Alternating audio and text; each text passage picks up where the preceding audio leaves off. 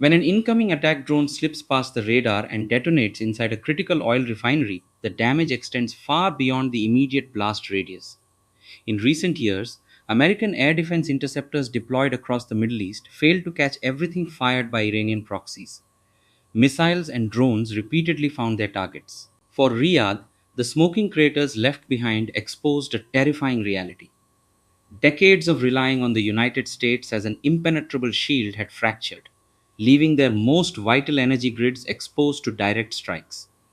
Recognizing the limits of Western protection, Saudi Arabia moved to secure its own borders, building a coalition that functions without American approval. On August 7th, they signed the Mecca Joint Defense Agreement, uniting Saudi Arabia, Turkey, and Pakistan.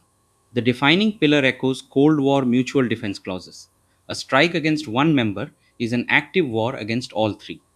Beyond mutual defense, the text mandates deep integration. The three nations have committed to real time intelligence sharing, regular joint military exercises, and co producing advanced weapon systems. Geopolitical analysts are already labeling this an Islamic NATO. To see how they plan to achieve that level of deterrence, you have to look at the specialized assets each capital brings to the alliance. Saudi Arabia acts as the financial architect. Riyadh controls a massive defense budget and vast diplomatic influence across the Arab world, but they lack the domestic industrial base to build their own hardware. Turkey fills that gap. As a long standing NATO member, Ankara brings standardized military strategy and strict operational training to the table. They are also one of the fastest growing defense manufacturers on the planet, producing air defense systems, naval vessels, and the Bayraktar combat drones used in conflicts from Ukraine to the Caucasus. This creates a direct exchange.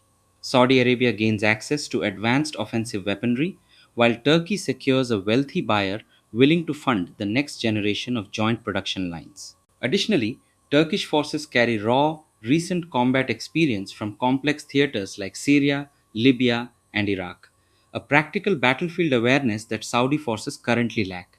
Yet, money and technology alone do not guarantee a secure border against heavily armed regional rivals. That is where Pakistan enters the framework. Islamabad provides the muscle, contributing a large, highly disciplined standing army to the alliance. They already have a history of deploying military personnel directly to Saudi territory to maintain stability and train local forces. But their most critical asset is strategic. Pakistan is the only Muslim majority nation armed with nuclear warheads. Integrating these weapons into the Mecca Agreement effectively casts a nuclear umbrella over Riyadh and Ankara, raising the stakes for any adversary considering a direct assault. Fusing Saudi capital, Turkish engineering, and Pakistani nuclear deterrence forms a military bloc with the scale to operate independently of Washington. The reaction from neighboring powers was immediate. Leaders in Iran publicly dismissed the pact, mocking it as nothing more than a paper agreement. Tehran's argument relies on recent history. They point out that if the immense American military apparatus failed to intercept incoming strikes on Saudi oil fields, a signed document from Ankara and Islamabad won't stop the next barrage. Iran is highlighting a harsh geopolitical reality. In an actual war, would Pakistan truly risk nuclear escalation with Tehran simply to protect a Saudi refinery? This public mockery serves a dual purpose. By brushing off the treaty, Iranian officials are projecting confidence, signaling to their own citizens that the balance of power remains in their favor. The skepticism highlights the fragility of these massive pacts.